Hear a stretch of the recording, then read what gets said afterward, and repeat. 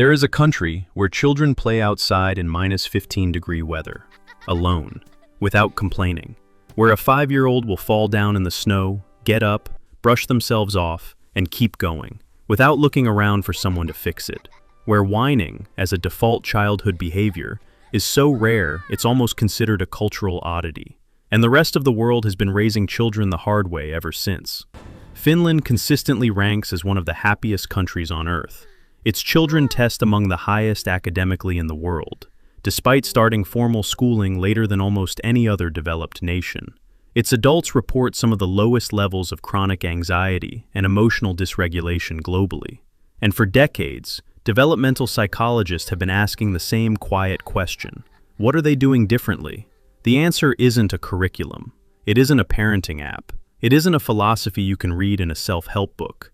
It's something far older, far simpler, and far more radical than anything modern parenting culture is currently selling you. It is a relationship with discomfort so fundamentally different from what the rest of the world practices that once you see it, you cannot look at a whining child the same way again, including, perhaps, your own.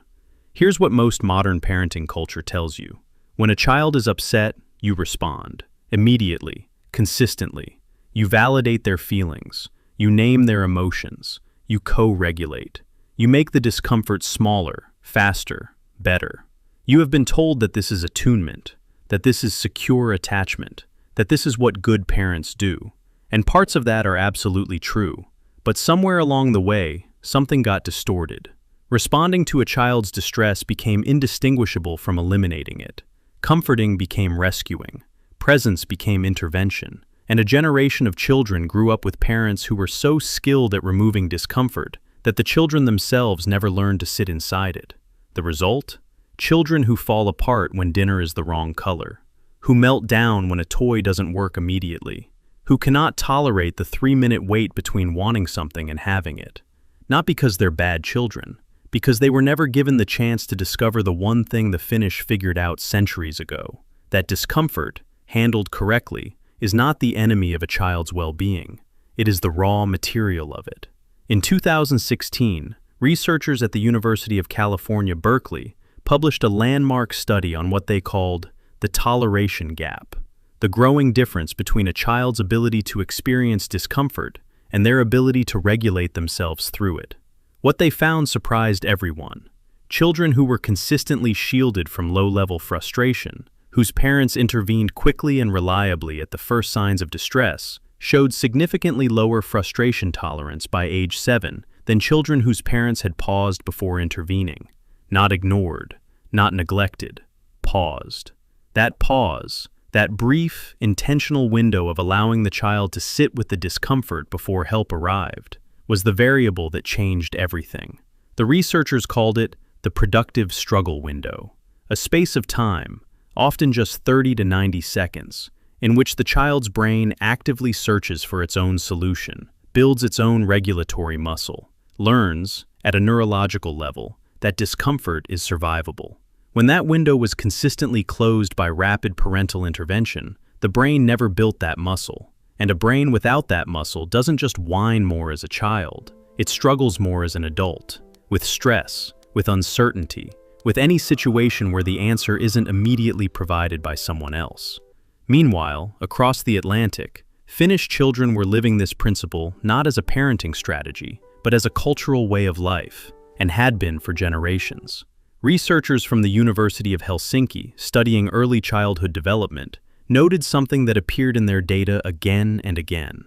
Finnish parents demonstrated an unusually high tolerance for allowing children to experience mild physical and emotional discomfort without intervention. Cold weather, minor conflict, boredom, failure, all treated not as emergencies, but as ordinary life. The Finnish concept that sits at the heart of all of this doesn't have a perfect English translation. The closest word is Sisu. Sisu is not toughness in the aggressive, performative sense. It's not the American push-through-it mentality that often produces adults who are simply better at suppressing emotion rather than processing it. Sisu is something quieter, older, more precise. It's the internalized belief that you are capable of enduring what is in front of you, not because someone told you that you could, but because you have done it before, in small ways, hundreds of times, and your body and your brain remember. Finnish children are not born with Sisu. They are given experiences that build it, starting very young. They play outside in temperatures that would cancel school in most Western countries, not because Finnish parents are indifferent to their children's comfort, but because they understand something profound about what cold teaches a child. It teaches them that their body is capable, that discomfort has an end, that they can persist through something unpleasant and arrive on the other side intact. Every Finnish child who makes it through a February recess isn't just getting fresh air. They are taking a deposit into a psychological account that will pay dividends for the rest of their life. Finnish playgrounds are intentionally different from the padded, liability-proof structures that dominate Western countries. They have real trees, real heights, real risk. Children climb things that could actually hurt them if they fell, and Finnish educators and parents consider this not reckless, but essential. Because a child who has never experienced a manageable risk never learns to assess risk accurately, and an adult who cannot assess risk accurately is not safer. They are more anxious, more avoidant, more likely to perceive ordinary life as threatening. Sisu is the antidote, and it is built, brick by brick, through 10,000 small, ordinary moments of chosen endurance. But here's where it gets even stranger, because the most powerful part of the Finnish approach to childhood isn't what they do in the cold. It isn't even the playgrounds. It's what Finnish parents do and don't do when a child cries. In 2021, a Finnish researcher named Dr. Lotta Uusitalo-Malmivaara at the University of Helsinki published work on what she called the character strength approach to childhood emotional development. She had been observing Finnish families and classrooms for years, and she kept noticing the same pattern over and over in the homes of children who were most emotionally resilient. When a young child fell and cried, the Finnish parents' instinctive response was not to rush over with arms outstretched, voice pitched high with alarm, asking, "Are you okay? Are you okay? What happened? Does it hurt?" That response, the one that feels intuitive, loving, and correct, actually does something the parent doesn't intend. It signals to the child's nervous system, "This is an emergency. Your distress is large enough to alarm the adults around you. You need rescuing." The Finnish parents' response looked almost strange by comparison. They would look up. They would make eye contact. They would wait. 1 beat, 2 beats, 3, watching to see what the child would do. Their face calm, their posture open, not alarmed. And what happened next was remarkable. The majority of children, when met with that calm, assessing gaze instead of a panicked rush, when they saw on their parents' face not alarm, but quiet confidence, self-regulated. They assessed their own injury. They found it manageable. They got up. Not all of them, not every time, but significantly more often than the children whose parents rushed in. Dr. Uusitalo-Malmivaara called this mirrored confidence. The idea that a child does not just learn from what a parent says, they learn from what a parent's body believes. If your body says this is a crisis, your child's nervous system believes it. If your body says this is manageable, your child's nervous system learns to believe that instead. That is not coldness. That is not emotional unavailability. It is one of the most sophisticated and loving things a parent can communicate to a child. "I believe you can handle this." Now think about the last time a child in your life whined. Maybe it was your own child, maybe a niece or nephew, maybe a student or a child you observed in a grocery store, while a parent negotiated desperately with a 3-year-old about which cereal box to buy. What did the adult in that moment communicate with their response? Not with their words, with their body, with the speed of their intervention, with the tone of their voice. Did they communicate, "I believe you can navigate this discomfort"? Or did they communicate, without ever meaning to, "Your distress is larger than you can manage, and I need to fix it for you"? You were not just watching this pattern in other people's lives. You were shaped by it. In your own childhood, someone either expanded or contracted your productive struggle window. Someone either built your Sisu or quietly dismantled it before it had a chance to form. The way you respond to discomfort today, the way you handle frustration, uncertainty, failure, that was taught to you, in small moments, by people who loved you and had no idea what they were building. Here's what makes this even bigger than parenting. Finland's approach to childhood resilience isn't just producing children who whine less.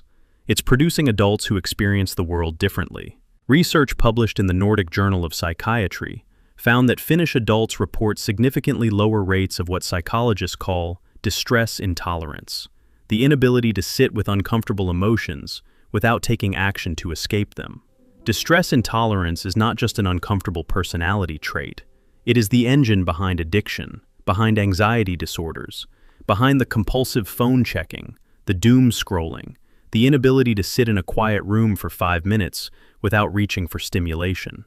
We are living through a global epidemic of distress intolerance, and most of us never stop to ask where it came from. It came from childhood, from the 10,000 moments where discomfort was treated as an emergency, where boredom was filled before it had time to become creativity, where frustration was resolved before it had time to become problem-solving. Finland didn't stumble onto Sisu by accident. They built a culture around it over centuries, shaped by long, dark winters, by geographical isolation, by the hard and specific demands of surviving a landscape that does not accommodate fragility. Their children don't whine less because they feel less.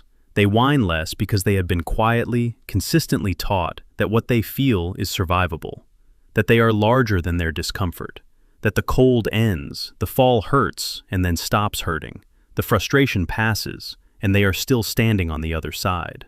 That is not a lesson you can download. It has to be lived. One critical thing: there is a version of this message that gets weaponized, that turns "allow productive discomfort" into "toughen up," that mistakes emotional availability for emotional interference, that uses the science of resilience to justify emotional neglect. That is not Sisu. That is not what Finnish parents do. The Finnish approach is not about withholding warmth. Finnish families are deeply warm. Finnish children are deeply loved. The pause before intervention is not indifference, it is confidence.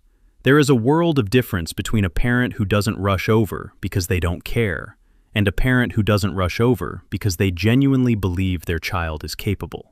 Children feel that difference, profoundly, at a level beneath language. Resilience built without warmth produces hardness, not strength, disconnection, not capability.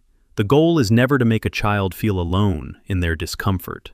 The goal is to stand nearby, calm and confident, and let them discover that they are not as alone as they feel, and not as fragile as the discomfort suggests. That combination, warmth plus confidence in the child's capability, is the actual secret, and it is rarer than it should be. Somewhere in Finland right now, a child is standing in the snow. Their fingers are cold. The wind is cutting across the schoolyard. They want to go inside, and they don't, not yet. They stand there for a moment longer than is comfortable. They breathe, they look at the trees, and something in them, something small and quiet and impossibly important, gets a little bit stronger. They will not remember this moment. It will not make the highlight reel of their childhood. There will be no gold star, no applause, no one rushing over to tell them how brave they are. But their brain will remember. And 15 years from now, when life puts something heavy in front of them, a loss, a failure, a moment of real darkness, some part of them will know, without knowing how they know, that they have stood in the cold before, and they survived it. That is the inheritance Finnish parents give their children. Not comfort, not protection from difficulty, but the deep, embodied knowledge that they are capable of more than they think. That is not a small gift. That may be the greatest gift a parent can give. So here's the question that I can't stop thinking about. If resilience is built in the small, ordinary moments, the pause before rescuing, the cold recess, the frustration left briefly alone, what does it mean that modern life is systematically engineering all of those moments away? What are we building instead? That's exactly what the next video explores. And the answer is more uncomfortable than you might expect. If this shifted something in you, share it with someone raising a child. Leave a comment with the moment in this video that hit hardest. And subscribe, because we're only beginning to pull on this thread.